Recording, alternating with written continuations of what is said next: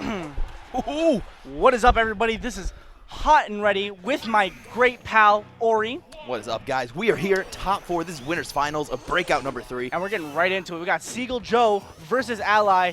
Very weird bracket going on right now, but we are getting right into it. Yeah, guys, if any of you have been following along with this whirlwind of a bracket, this is actually the 4th seed versus the 31st seed here in winners final. Winners finals. Yeah, so let's see how this actually turns out. nobody ever thinks to see the 31st seed in winners finals, For sure. but that is because Ally was upset in pools earlier today by Vanity, the Game & Watch from the Maryland region, who's conveniently in Michigan.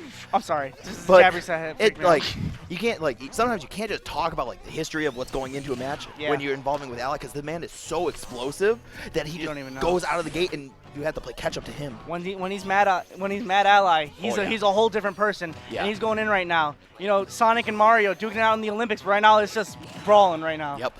Wow. Fist to what fist. an up smash to counteract the basically the side B to back air ledge stall that Seagull was putting up. And that was actually a really smart up B coming from Ally, in the sense that Seagull Joe was just waiting for an air dodge, and he wanted to get that downer. That's the thing that Seagull Joe's been doing, and it's very smart because, you know, most players are expecting the up air, so they want to air dodge as fast as they can, and that's when Seagull Joe gets them with the downer, killing them actually off the top instead of getting the spike. Yeah, that's a very cute Sonic mix-up. You'll see the top Sonics do that. Seagull Joe, one of them.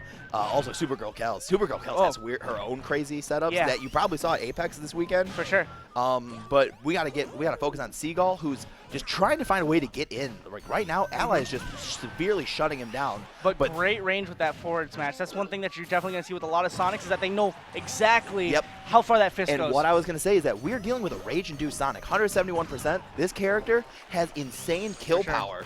So if you let him, if you let Sonic take an inch, he's gonna go the 3 miles because he's Sonic. He's that fast. For sure. But right now we're setting this right back into game 1. You know, we got neutral right now. Both players at fresh stocks. Yeah. Only a few percent differential between both these players. Good air dodge using the BB Smash Dudes technique. Oh, and that's something we just saw. You just turned to look at me, but he actually dash attacked and stage spiked Seagull. That we actually saw that against Rayquaza as well on Lilat. Mario's dash attack actually clips under those ledges on almost every single stage. Yeah. And it actually causes this weird kind of stage spike where you don't I think it might put you in an untechable situation. Maybe. I think it's so close that it's just an untechable hit, and it's just one hit as its whole. I think it's because of the position you're in. It's just it is almost untechable because how can you react that fast? For sure. You know, you definitely got to be expecting it, and Ally's the only person that really wants to go for it. So exactly. Most Marios pick that up. But right now, Ally. Great up smash, catching Seagull Joe out of free fall from the up B. Yeah, we're seeing basically stock 1, part 2, Electric Boogaloo right now. But we saw Seagull Joe. He made a crazy comeback from behind, and he ended up taking the first blood from Ally. Yeah. So once he gets Mario past 80%, and he's already up here with this big rage, one Looney Tunes punch like that will just definitely take out the stock. Yeah. And Ally smart not to air dodge, just casually waiting for. Oh, that's it. Wow. Just waiting for that, just the patience, you know? He just wanted that to get that up was attack. the one time Seagull Joe chose the attack option off the ledge.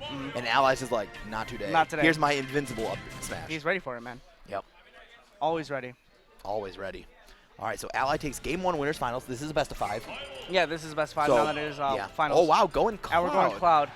We saw this before. I'm trying to think of the counter pick. Smashville. All right, maybe Ally feels it was a little too close for his liking. He kind of wants to play a different character to throw Seagull Joe off. He played Cloud at Humicon, correct me if I'm wrong, against that 14-year-old kid that played Sonic. Momocon. Yeah, Momocon, excuse me. I'm like, Cloud was not out when we had Yomo. But I think. Yeah, he pulled out Cloud against the Sonic, and you know, he did surprisingly well compared to Mario. He had to use I think he did have to use Cloud to beat Wrath down at MomoCon. For sure. Not too long ago. That was less than a month ago. I think that was a few weeks ago. Whoa, the drop down side B! You must see that a lot being in West Michigan where you have the land of Maloney.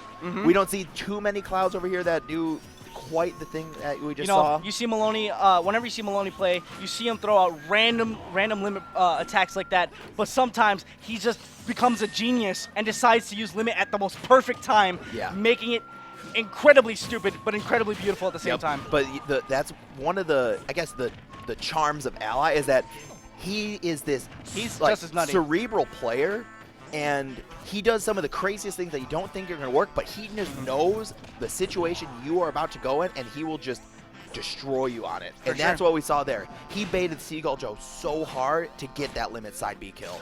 Good stall with the nice up B getting onto that platform. Yeah, he was stalling with cross slash, which actually kind of gives a slight hop on the first cross slash, and then he jumped for the up B. For sure. Yeah, giving him a little second to stall. And also, Seagull Joe's trying to stay a little patient because that was a perfect opportunity for him to actually just go in for the backer, snipe him out. In Cloud being at 136, that backer is definitely going to kill. Sonic has one meaty backer, even if it's the sour spot.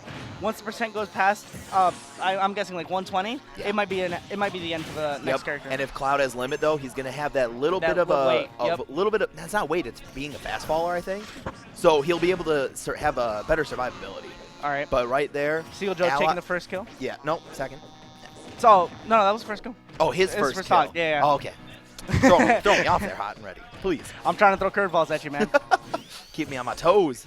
But these up smashes, no matter what character. Yeah, Ally is keeping Seagull Joe on his up smash is fine. His toes right now because Ally's just not giving this man any room to breathe. And that's exactly what you want to do, especially against Seagull Joe, because if you let Seagull Joe start dictating the match, start spin canceling with those shields and stuff, he's gonna make you play on your toes. Whereas Ally, he's just chasing him down, throwing out these up smashes and trying to catch him with these up airs. Exactly. That's what you need to do against Sonic. You need to actually overwhelm him because if you let Sonic dictate the pace of the match, like you were saying, then you are losing. This is that's why you see Sonics dominate in Japan, is that the Sonics over there know how to dictate the pace of a match to where it's their game only. And that's not even just for Sonic. That's for most of all the characters in this game. That is Smash 4 and its whole. And Ally getting that dash attack, just shoving that Buster Sword straight into his face, taking the stock. Yep, and that was a meaty dash attack. Take game 2. Ally's up 2-0. For sure. Ally, just a jack of all trades when it comes to, just using any character. Those fundamentals will definitely pull you through. But this Cloud, we've seen this many times. Exactly. And this Cloud is pulled Here's through. that beautiful 0 to death. Look at that. Double nair. Read the air dodge. Using the back end of the nair. Freaking Kenta out. Kenta said a bad word, but that's okay. He's not on stream. He's not on mic. He doesn't need esports.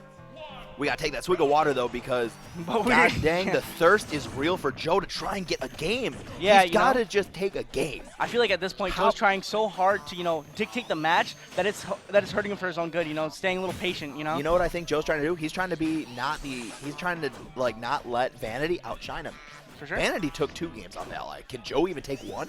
I don't know. We got to find out. And that's what we're here with this game 3. And if Joe even wants to step this up, and even pull that trigger and just go in as hard as he can, being a little bit more aggro as Sonic, he's going to have to win 3 times in a row if he wants to take out Ally. Yeah. And that's a mountain to climb. That is no easy feat. There are very few people who can do that. Oh, had to burn the limit, clipped him right out of his jump with that one hit of forward air. Yeah, even watching Seagull Joe go against Maloney, he was very fast to see what kind of forward air he could get off stage, just to make them use limit and then try even getting the 2-frame with the forward smash, even while they're using their limit up B. All right, Seagull Joe had to land, gets clipped by the nair, but just like that, one Cloud nair sets him up into this. Oh, don't do it, Seagull Joe. Getting a little bit too aggro. He's ready for it. He was at least very patient to hold himself on that ledge, knowing that Cloud's forward smash does not dip below the ledge. And I love this movement from Ally. Once he has Seagull Joe off the ledge and he starts doing this kind of weird little, that forward smash, that meaty punch. But as I was saying, Ally likes to kind of dance on ledge. He likes to run off, jump back onto stage, giving Seagull Joe this kind of scaredness where he's like, is he going to try to cross slash me into stage and stage spike me? Yeah. Or am I just being a little bit too scared right now, Ally just always... Wow. What a great drop zone forward air. That's going to take the stock. That's over. But what I really like from Ally there is that he knew he was in a position where he had to contest Joe because Joe was in total stage control. There's no way he was going to make it back. And he went for the nair. But the nair basically, I think it traded with the forward air. And he just straight up lost it. Yeah. It was like the correct play, but Joe just had the, I guess, right spacing. Yeah, Joe just had that little bit of spacing that kind of just made the clank in his favor, and overpowered the nair and just kind of clipped straight through it and hit Cloud himself. Exactly. All right. Seagull Joe, he's in command of this match. There's that up air. But he still has that 38% lead. That's the kind of thing, though, is that, even though Sonic has that little bit of lead, he can still dictate that match because he can just stay back, and start spin dash canceling and be like, hey, Ally, I'm right here. I know you have limit. I'm going to wait for you to try wasting that limit on me or come in yourself, Yeah. All right, but this is exactly where Seagull Joe wants to be, and he's feeling comfortable. exactly. This is the position Sonic wants to be in any match he's ever in. Having the percent lead, forcing your opponent to go in and put themselves in an unadvantageous game state. And the thing that Ally is doing that is really smart, and the reason why I feel like he likes Cloud a little bit more than he likes Mario in this matchup, is that he can dictate where Seagull Joe's. Whoa! Wow! He can dictate where Seagull Joe is going after that spin dash, and use like long-lasting hitboxes like forward air or down air to actually just clip him while he's landing. Yep. All right, Seagull Joe, how are you gonna land? And hitting him Falls straight right with the limit into break. it. There was no way. Seagull Joe, if he down aired, he was gonna. Ally would just shield it, limit break it. Yeah. So he tried to fade around. Yeah, he tried to do that one fade out of the up B, but you know. I think Seagull Joe was in